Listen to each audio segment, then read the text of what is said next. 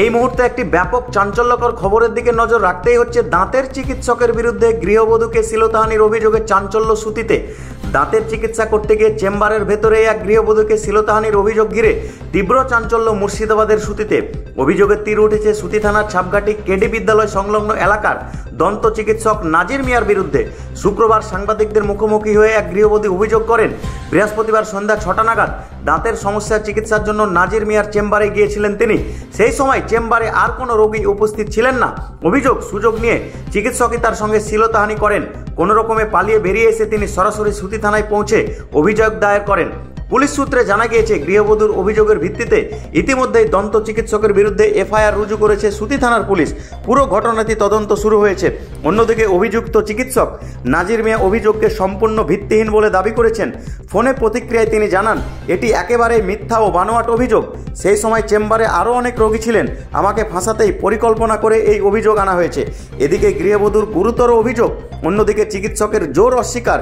এই দ্বন্দ্বে সরগরম গোটা সুতি। তদন্তের ফলাফলের দিকে এখন তাকিয়ে সাধারণ মানুষ। কি সমস্যা হয়েছিল আপনার? দাঁতের সমস্যা। কোন ডাক্তারের কাছে গিয়েছিলেন এবং কোথায়? নাজির ডাক্তার। কোথায় ওটা? মালপাড়া নাকি ডেলি বাজার। দিয়ে ওনার কাছে গেছিলাম দাঁতের লেগে। দিয়ে তারপরে কি করলেন? আপনাকে শ্লীলতাহানির চেষ্টা করেছে? না না, কি বললাম? আপনাকে কি আপনার সঙ্গে দুর্ব্যবহার করেছে? জি, গায়ে হাত দিচ্ছে আর বলছে তুমি বসো, আমার হাত ধরলিছে। কোন ধরনের? দিয়ে আপনি কি করলেন? আমি যেখান থেকে হাত খান ঝিন্নে মানে বাড়ি চলে আসছি। আমি চলে এসেছি বাড়িতে, আমি বাড়তে আমাকে ওনাকে বললুম, থানা গেছিলাম, কেস করে আনু। আচ্ছা, থানায় কেস করেছেন? জি। এটা কবের ঘটনা? কাল 6টার দিকে। সন্ধ্যা 6টা? জি, সন্ধ্যা 6টা। ওই সময় কোনো রোগী বা এই ছিল না? কম্পাউন্ডার রুগী আসছে, পাঠিয়ে দিচ্ছে, আমাকে রেখে দিচ্ছে। রুগী আসছে, ওষুধ দিচ্ছে, পাঠিয়ে দিচ্ছে। কি চাইছেন এখন আপনি? ওনার শাস্তি চাই আমি, ওনার শাস্তি হয়।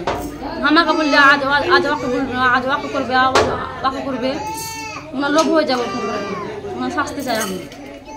ওনার কি মা বহিন নেই? ঠিক আছে।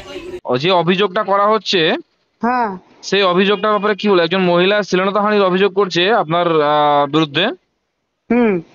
তো বিষয়টা নিয়ে আপনি কি বলবেন? মহিলাটা যেটা করছে একদম ভিত্তিহীন এবং কাউরি এটা প্ল্যান মোতাবেক কাজ করছে। কারণ মহিলাটার সঙ্গে কোনো কথাই নেই। শ্লীলতাহানির কোনো প্রশ্নই উঠে না। শ্লীলতাহানির কোনো প্রশ্নই উঠে না। শ্লীলতাহানিকে তো ছোঁয়া যায়নি, তো শ্লীলতাহানি কি করে হয়? উনি কি কালকে আপনার চেম্বারে এসেছিলেন? হ্যাঁ, দাঁত তুলতে এসছে। তো দাঁত তুলতে এসে শ্লীলতাহানি দাদা কি করে হয়?